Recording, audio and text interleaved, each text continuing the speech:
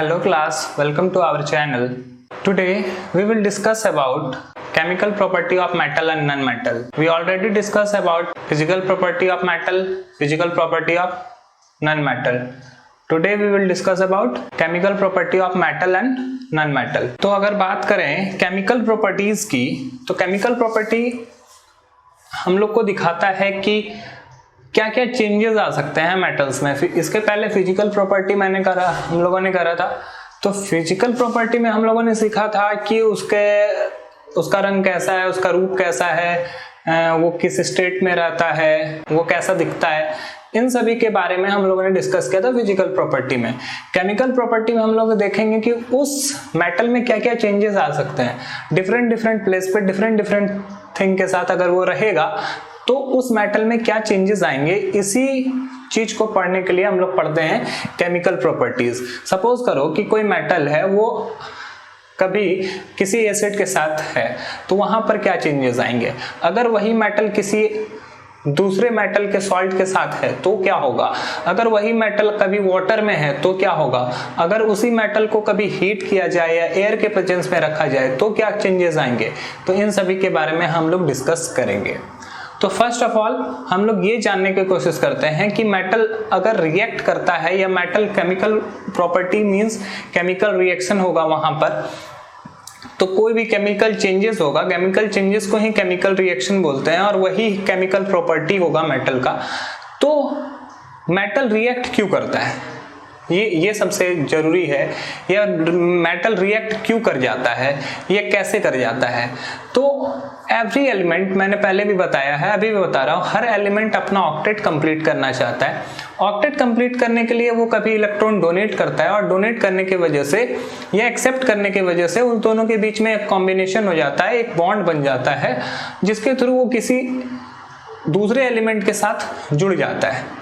अब जब दो स्ट्रॉन्ग एलिमेंट जुड़े हुए हों, दो वीक एलिमेंट जुड़े हुए हों, या ऐसा भी हो सकता है एक स्ट्रॉन्ग एलिमेंट है, एक वीक एलिमेंट है, दोनों आपस में जुड़ा हुआ है, तो समय समय पर वेरिएशन आएगा और वही वेरिएशन के चलते केमिकल रिएक्शन होता है और केमिकल चेंजेस आते हैं। तो चलिए एक एक करके जानते हैं कि कैसे किसी का केमिकल चेंज होता है, क्या केमिकल प्रॉपर्टी होता है मेटल का। तो सबसे पहले हम लोग डिस्कस करेंगे वैलेंस इलेक्ट्रॉन के बारे में। वैलेंस इलेक्ट्रॉन के बारे में, तो वैलेंस इलेक्ट्रॉन के बारे में अगर बात करें तो मेटल के बारे में बात हो रहा है। देयर आर 1, 2 और 3 electron in their outermost cell और वैलेंस सेल में या आउटरमोस्ट सेल में 1 या 2 या 3 इलेक्ट्रॉन होगा। Example sodium, atomic number 11, electronic configuration 281, outermost shell में 1 इलेक्ट्रॉन है, मींस ये मेटल है। अब इसके दूसरे प्रॉपर्टी पे चलते हैं, फॉर्मेशन ऑफ आयन। अब मेटल जो है वो कैसा आयन बनाएगा, तो मेटल हमेशा ही पॉजिटिव आयन बनाता है क्योंकि ये इलेक्ट्रॉन डोनेट करता है। Metal always form positive ion which is known as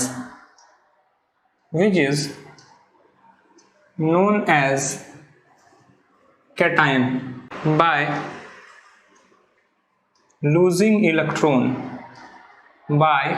losing electron. जब फॉर्मेशन ऑफ आयन के बारे में अगर बात करें तो मेटल क्या करेगा, हमेशा पॉजिटिव आयन बनाएगा। पॉजिटिव आयन को कैटायन भी बोलते हैं और ये कैटायन कब बनता है, जब इलेक्ट्रॉन लूज करता है। यहाँ पर देखो, अगर एग्जांपल सोडियम पे लेते हैं तो सोडियम क्या है कि 281, इसका इलेक्ट्रॉनिक कॉन्फ़िगरेशन यही है। तो आउटर मोस्ट सेल में यहाँ पर कितने इलेक्ट्रॉन है, 1 इलेक्ट्रॉन है। तो ये सोडियम ऑक्टेट कंप्लीट करने के लिए अपने 1 इलेक्ट्रॉन को डोनेट कर देता है। तो इलेक्ट्रॉन जैसे ही डोनेट होगा तो सोडियम पर प्लस आयन आ जाएगा। अब किसी का क्वेश्चन ये भी हो सकता है कि प्लस आयन ही क्यों होगा, इस पर नेगेटिव चार्ज क्यों नहीं हो सकता है। तो उसका रीजन है कि जितना एटॉमिक नंबर होता है उतना ही नंबर न्यूट्रल एटम के लिए वही होता है, उतना ही इलेक्ट्रॉन होता है और उतना ही प्रोटॉन होता है। प्रोटॉन पर पॉजिटिव चार्ज, इलेक्ट्रॉन पर नेगेटिव चार्ज।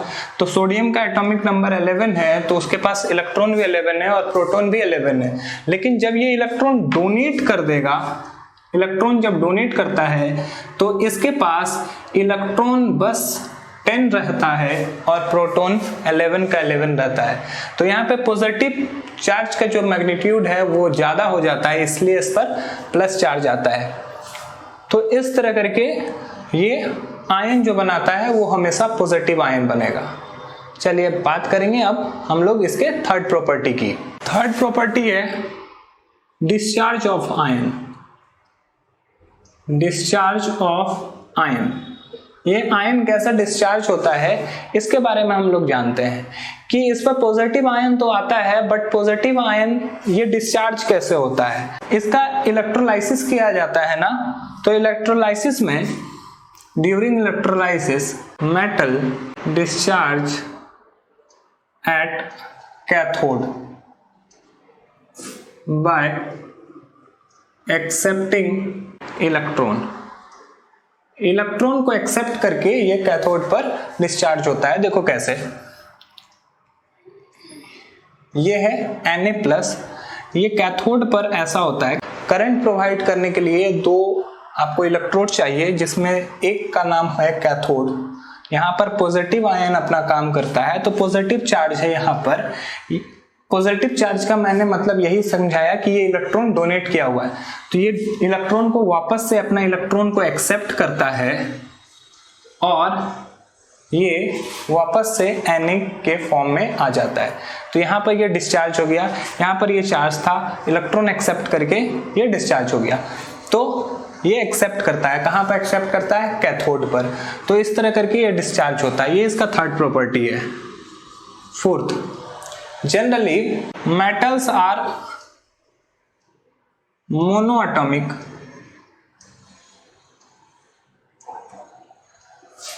मेटल जो होता है ना वो मोनोएटॉमिक होते हैं, वो सिंगल के फॉर्म में रहते हैं, ये डबल फॉर्म में नहीं रहते, ये अलग अलग ट्रेवल कर सकते हैं, जैसे sodium, magnesium, aluminium, Aurum, angstrom, ऐसे बहुत सारे मेटल हैं जो कि अकेले रह सकते हैं। ये मोनोएटॉमिक होते हैं, एक एटम भी इसका रह सकता है। लेकिन नॉन मेटल में ऐसा नहीं होता, बहुत कम केसेस होता है। एलिमेंट डायटॉमिक या पॉलीएटॉमिक होते हैं। तो ये इसके फोर्थ प्रॉपर्टी है। Now action with oxygen. Oxygen के साथ अगर मेटल रिएक्ट करेगा तो क्या करेगा? तो सिंपल सा चीज है, when metal reacts with oxygen, it form oxide of that metal, ये ऑक्साइड बनाता है। And the nature of oxide are basic in nature.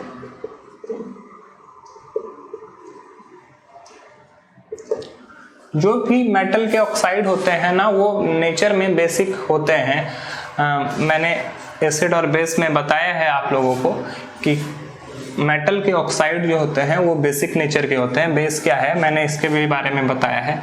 जैसे मैग्नीशियम है, ऑक्सीजन के प्रेजेंस में ये रिएक्ट करता है, ऑक्सीजन से रिएक्ट करता है, तो ये मैग्नीशियम ऑक्साइड बनाता है।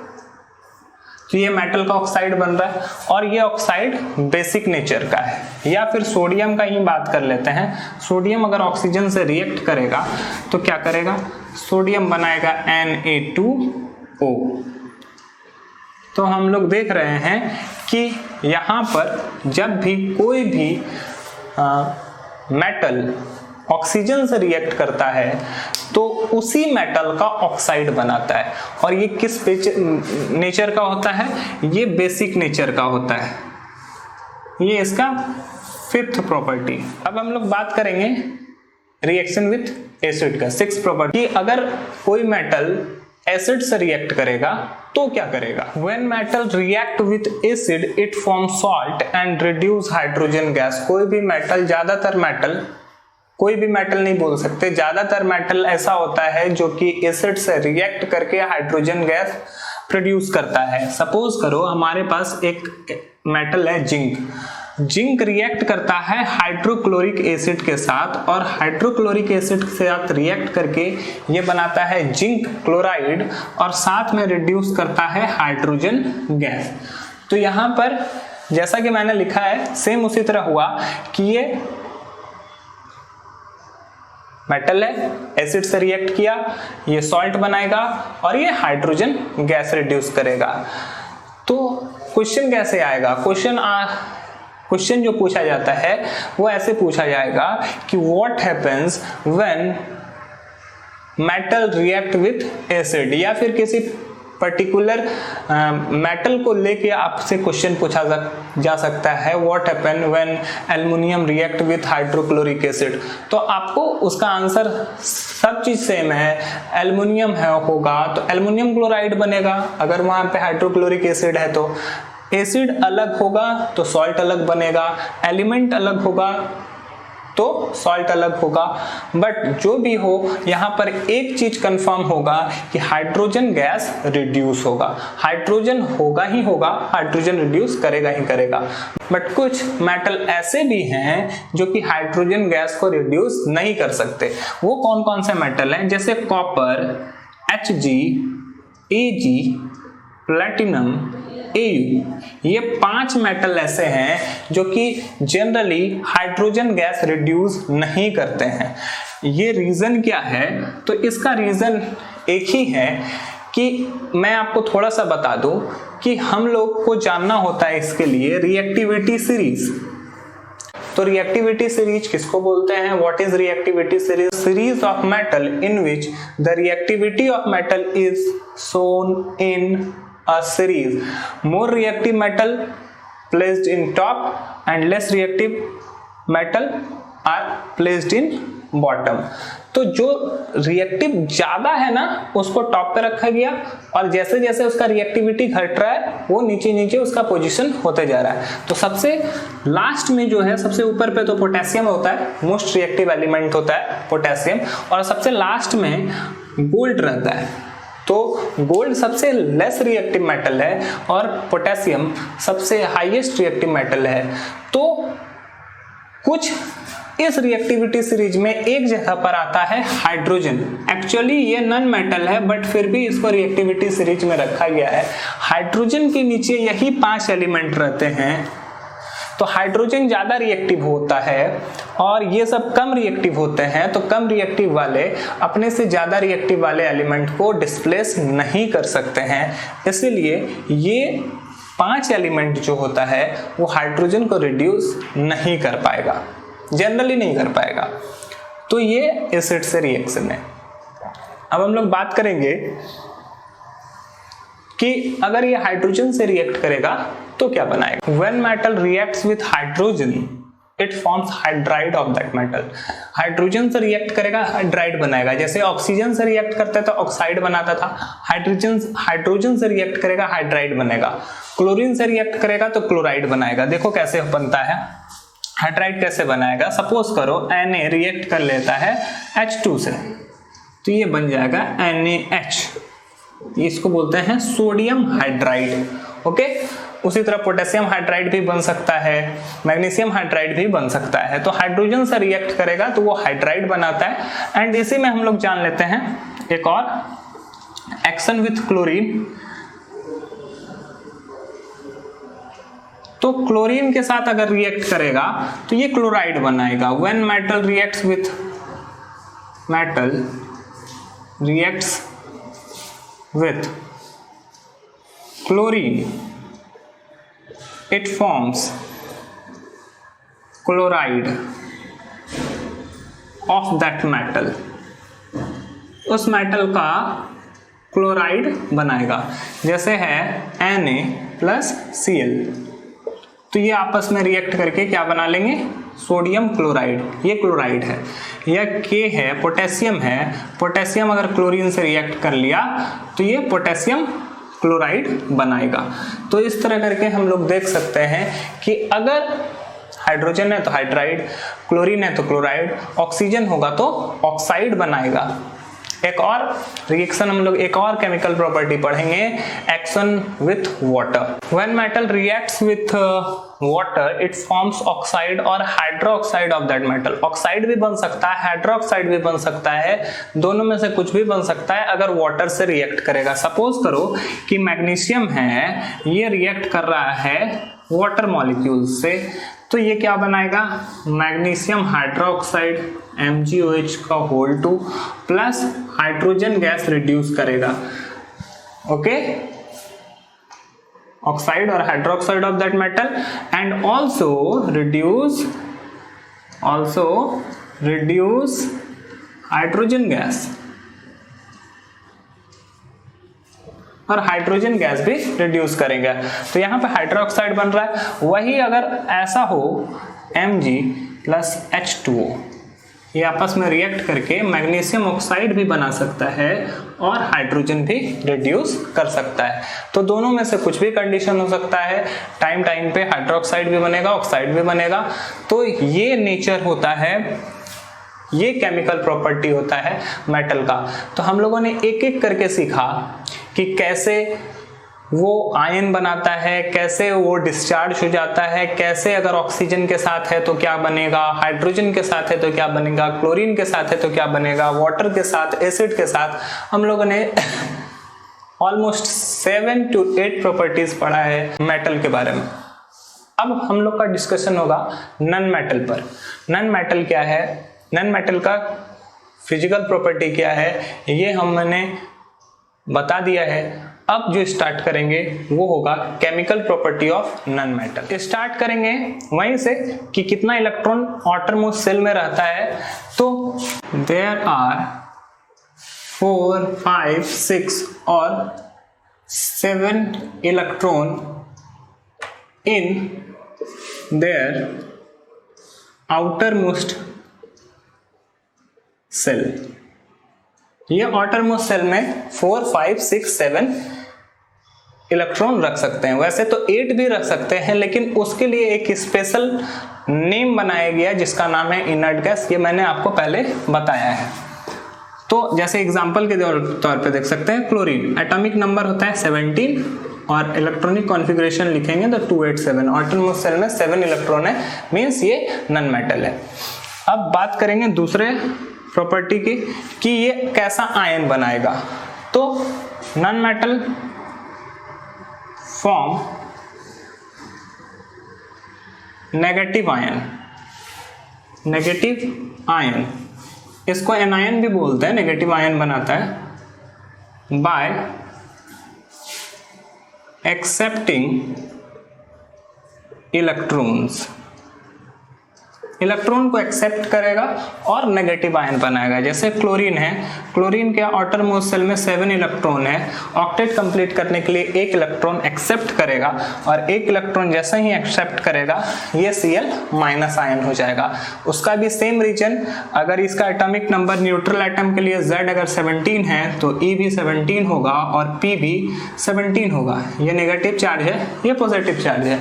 ये इलेक्ट्रॉन एक्सेप्ट करेगा तो इसमें इलेक्ट्रॉन 18 हो जाएगा।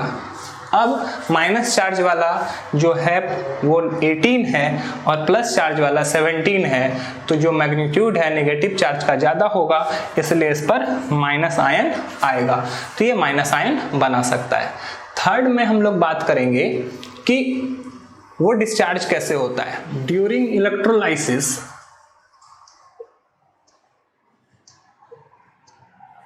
Non metal liberated at anode by losing electron को लूज करेगा और जो नेगेटिव चार्ज था उसको खत्म करेगा। ये इस तरह से डिस्चार्ज होता है। एनोड पर क्या होता है, सपोज करो एनोड पर एक क्लोरीन एटम है, ये नेगेटिव किसी का चार्ज लिया हुआ है, इसको डिस्चार्ज करना है। तो ये नेगेटिव का मतलब है ये किसी का इलेक्ट्रॉन लेकर रखा हुआ है, ये इलेक्ट्रॉन एक इलेक्ट्रॉन को वापस करेगा। जैसे ही ये इलेक्ट्रॉन को वापस करेगा, ये वापस से क्लोरीन में चेंज हो जाएगा जिस पर कोई भी चार्ज नहीं है, तो ये इलेक्ट्रॉन को वापस करके नॉर्मल बनता है, डिस्चार्ज हो जाता है। तो ये इसका थर्ड प्रॉपर्टी है। एक्शन ऑफ ऑक्सीजन, ऑक्सीजन का क्या एक्शन होगा? Non metals form oxide with oxygen which is acidic in nature। अगर ऑक्सीजन से नॉन मेटल रिएक्ट करेगा तो वो ऑक्साइड बनाएगा, यहां भी ऑक्साइड बनेगा C+O2, ये नॉन मेटल है, ऑक्सीजन से रिएक्ट किया ये CO2 बनाएगा। बट यहां पर क्या होगा, मेटल में भी ऑक्साइड बनता था, वो बेसिक नेचर का होता था, बट ये एसिडिक नेचर का होता है।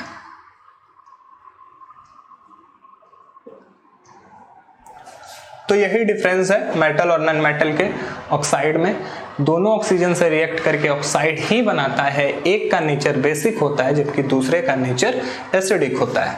Now fifth property, action with acid. Acid से रिएक्ट करेगा तो क्या होगा? Generally non metal do not react with acid. Generally, non-metal